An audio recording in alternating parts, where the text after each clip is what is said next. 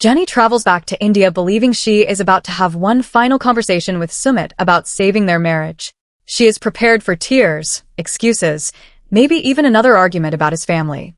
What she is not prepared for is the woman standing beside him when the door opens. Sumit does not introduce her as a friend. He does not call her a family acquaintance. He looks directly at Jenny and says this is the woman he has chosen as his new wife. And right away, the biggest question is not whether Sumit has moved on. The bigger question is how long Jenny has been the only person who did not know. Because Sumit's family already knows about the relationship. The woman already seems comfortable inside the house. The room looks prepared for a confrontation.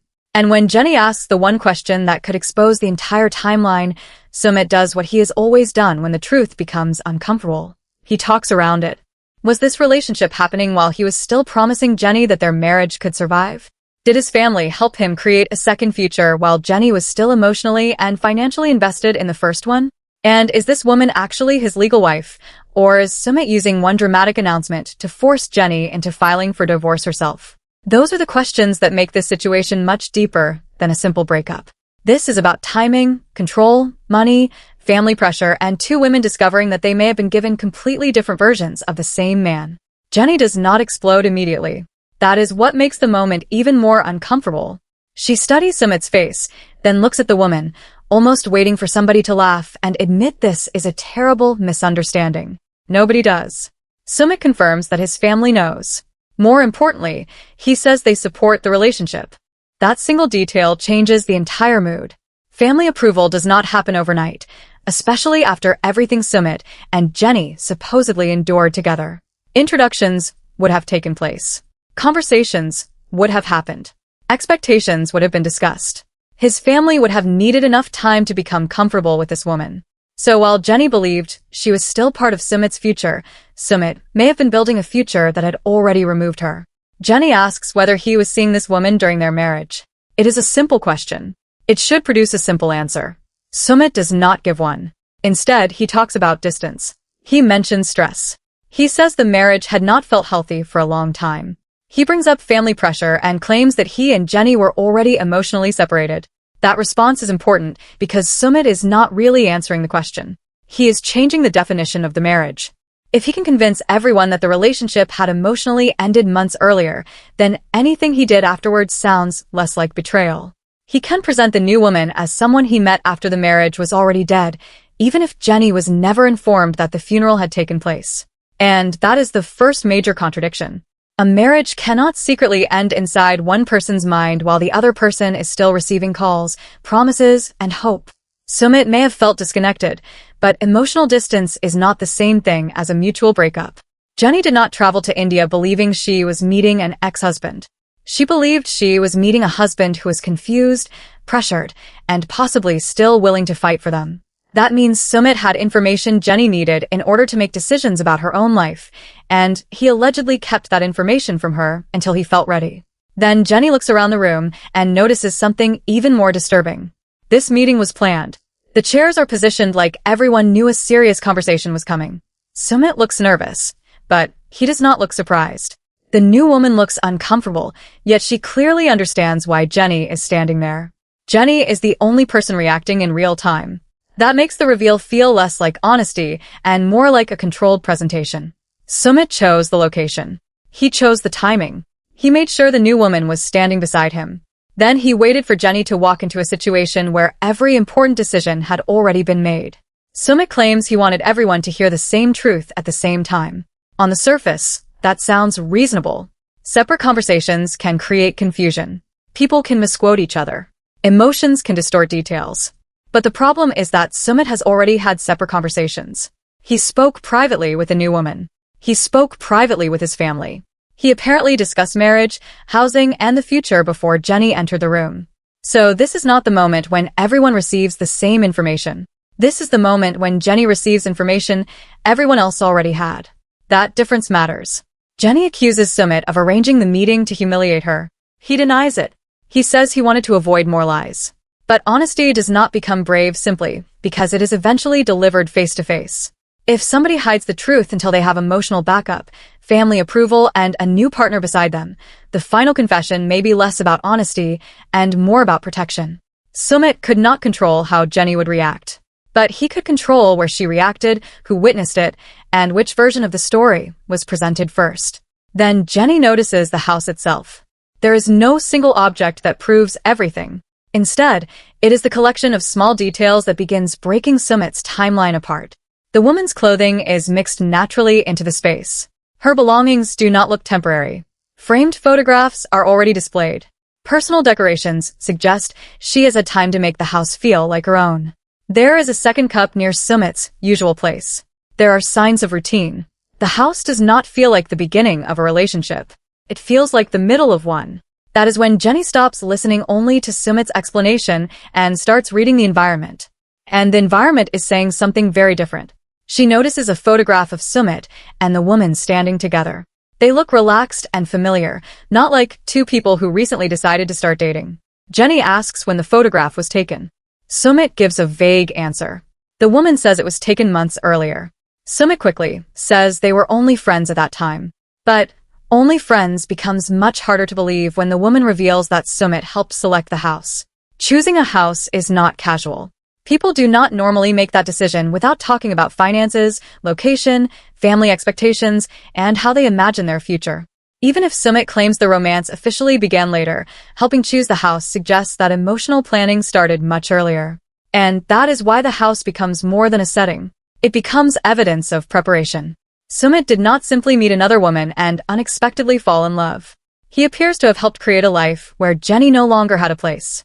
And Jenny is now standing inside that life, being told it appeared only after their marriage was supposedly over. That is emotionally brutal because she is not only seeing the woman who may have replaced her.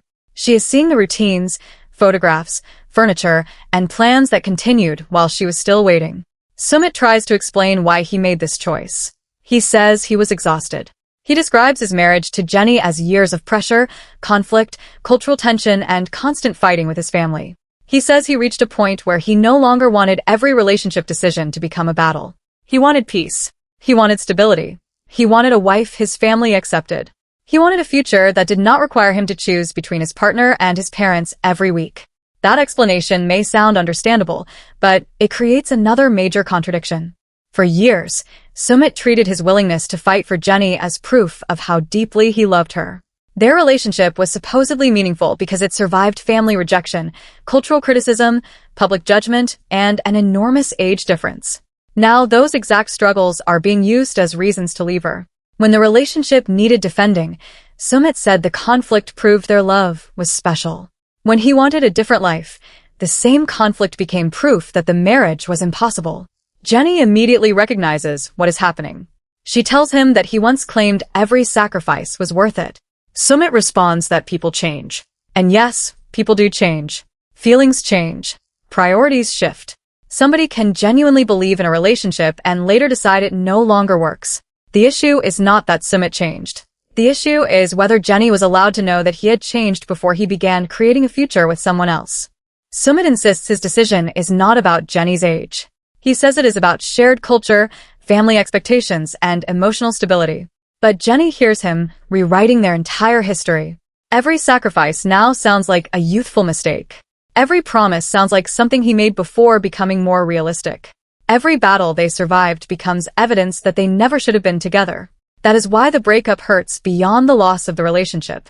Sumit is changing the meaning of the past while Jenny is still standing in it. He describes the new relationship as peaceful and uncomplicated. But peace created through secrecy is usually temporary. The new woman finally explains when their connection began. She says Sumit contacted her while he and Jenny were taking space. Jenny immediately rejects that description. According to Jenny, they were still married. They were still speaking. They were still discussing whether the relationship could be repaired. Sumit argues that the marriage was already over emotionally. Again, that definition benefits him. If the relationship was emotionally finished, then he can claim he did not cheat. He simply moved forward before the paperwork caught up.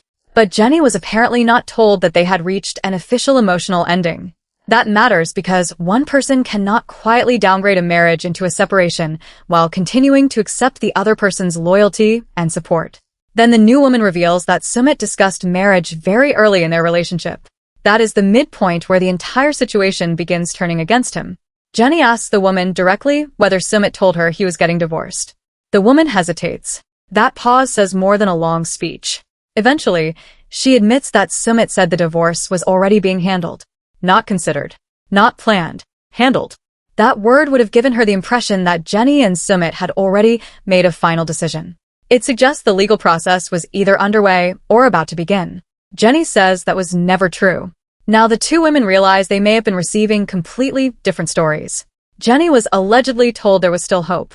The new woman was told the marriage was basically finished. Jenny saw herself as a wife trying to repair a damaged relationship. The new woman saw herself as someone entering a relationship with a man who was already leaving his previous marriage.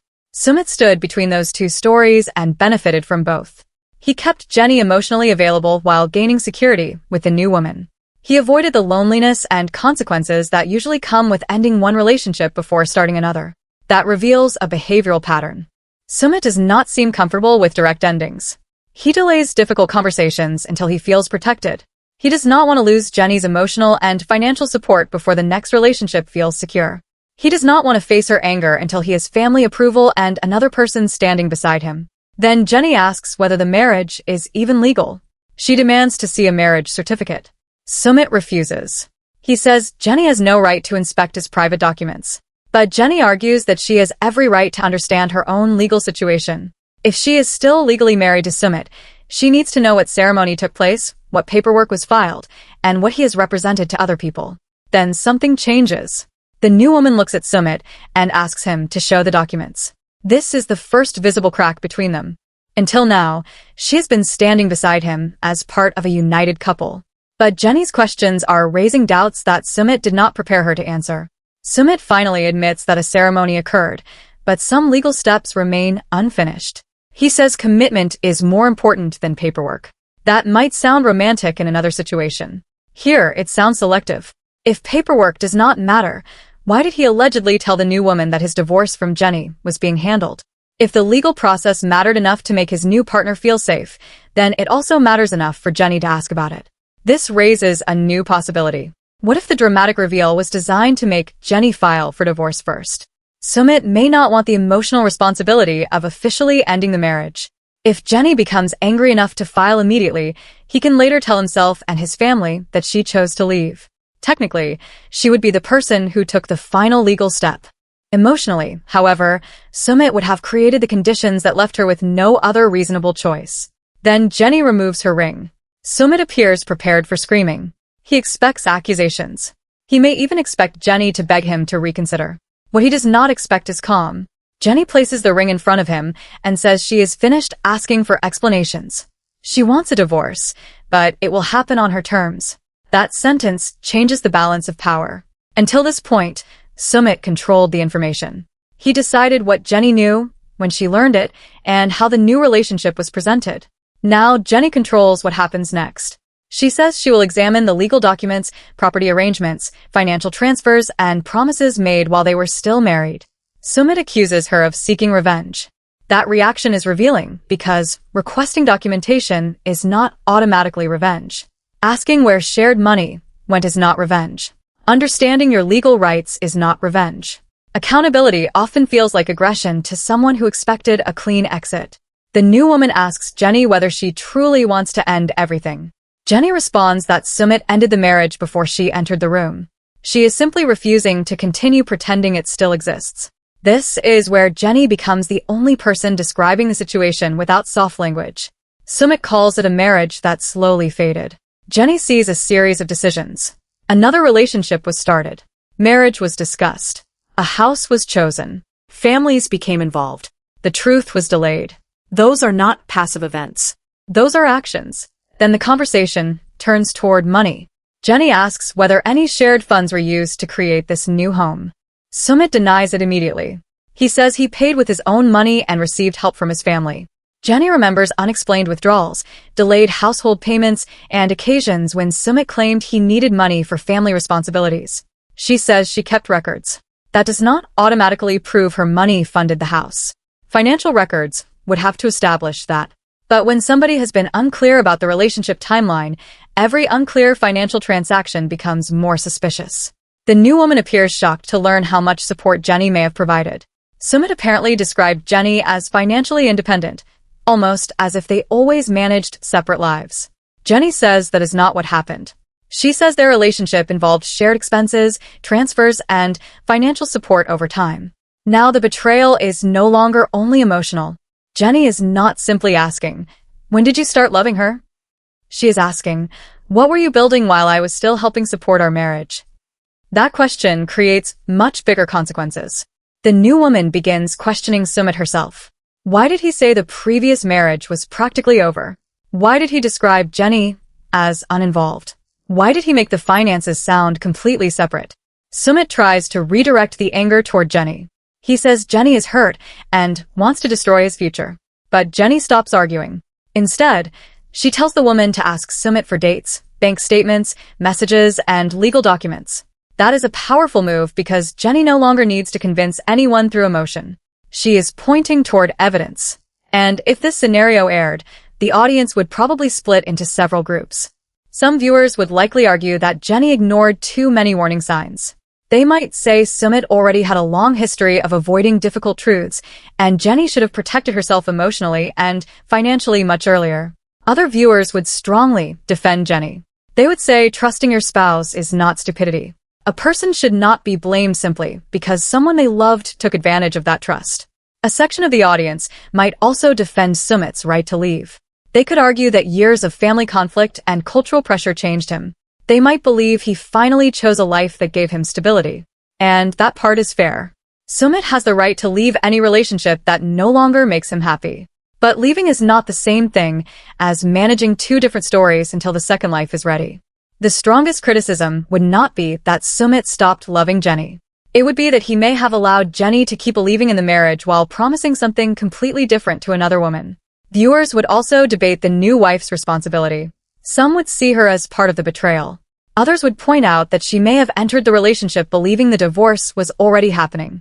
If Sumit told her the marriage was effectively over, then she was making decisions based on information he controlled. That is why her decision to step away from Sumit would not feel like a random twist.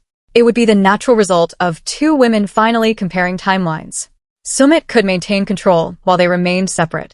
The moment they spoke directly, his version of events began collapsing. Jenny prepares to leave, but Sumit makes one final confession. He admits that he delayed telling Jenny because he was afraid of losing her emotional and financial support before he felt ready. That statement changes everything. Sumit says he still cared about her. He says he did not want Jenny to feel abandoned. He also says he no longer believed their marriage could survive. But when you examine those words, the confession does not sound compassionate.